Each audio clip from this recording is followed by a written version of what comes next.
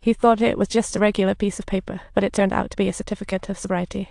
Everyone cheered for his success, and Carl was so overwhelmed by the surprise he didn't know what hit him. After months of hard work, he mustered courage to visit Lena's grave, feeling all sorts of emotions. He placed his cherished photo at Lena's tombstone, and just as he was about to leave, Lena's dad showed up with her daughter. He quickly ducked behind his bike. Watching his daughter from afar, Carl worked out the pull all day. Suddenly, the club owner came for a drink with the coach. While they sipped and chatted, Carl was swimming like a fish in water. After 2 hours, they finally noticed he was still, and the owner was amazed by Carl's stamina, so he invited him to join the club, and Carl did not disappoint. Carl won a cycling championship soon after joining the club. The coach suggested, "You're incredible. Compete in the US Ironman Triathlon." From then on, Carl trained hard every day, and Dr. Ova frequently checked on him. Once Carl was so frail he couldn't keep up with a 10-year-old. Now he was in the newspaper as a champion. It was nothing short of miraculous. Ova witnessed his transformation, and as time went by, they were drawn to each other, blossoming into a sweet romance. After some preparation, Carl visited the police station to speak with Lena's dad. This time, Carl had a favor to ask the sheriff. He needed to block a road for 2 days to hold a solo race.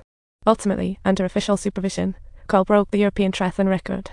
The crowd cheered, and he earned his place to compete. Lena's dad, sitting in the police car, was silently impressed by the guy, and soon Carl received an invitation from the organizer to celebrate. Everyone chipped in for a fabulous sport outfit, and the club even covered his travel expenses.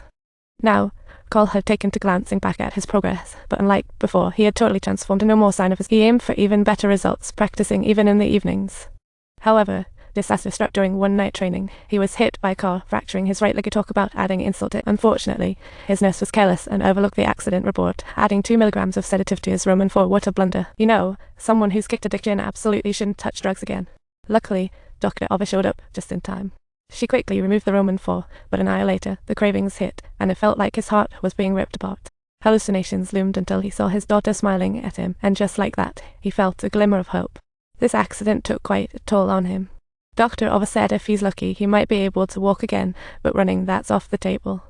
Everyone encouraged him to be strong. Even Lena's dad, who usually was fond of him, came by and handed him a passport. He insisted on getting up himself, pushing off the ground, slowly crawling his way up. The light of hope kept shining on his path forward. Every day, he practiced walking with crutches. Even though his legs shook uncontrollably, he never stopped training. Time passed, and he kept transforming from struggling to walk to soaring, all in just 9 months.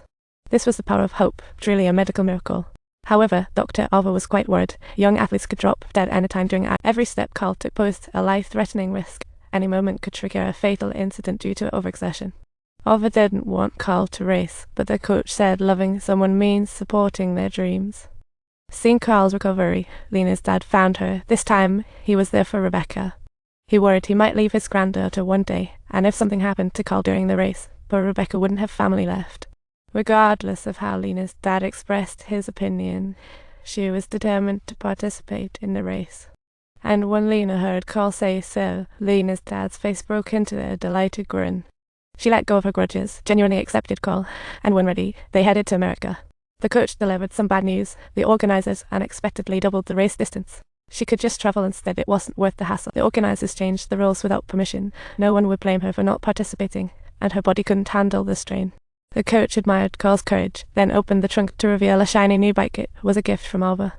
On Sept. 2, 1990, the race started as planned. With a gunshot, athletes dove into the water.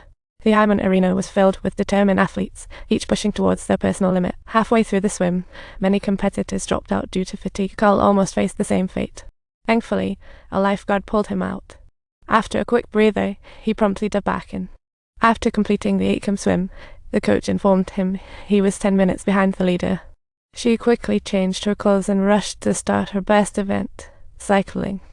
In the 360 km race, she rode like a wild horse, overtaking competitors and charging forward. By the time she reached the 84 km running stage, she was well ahead. Looks like she had the whole road to herself. The coach followed closely behind, but after running 70 kilometers, Carl became delirious. Her feet ached painfully, forcing her to stop for a moment. The coach jumped out to check on her and saw her feet were a bloody mess. She quickly grabbed a bottle of water to help clean them up. Carl asked the coach for a knife, ripped the front of her shoes to free her toes, and then she charged towards the finish line. Exhausted, Carl entered a daze, finding herself back in her hometown, trying to avoid anyone but suddenly face to face with Lena. Carl had much to say to Lena, but knew she was gone, and it was all just an illusion.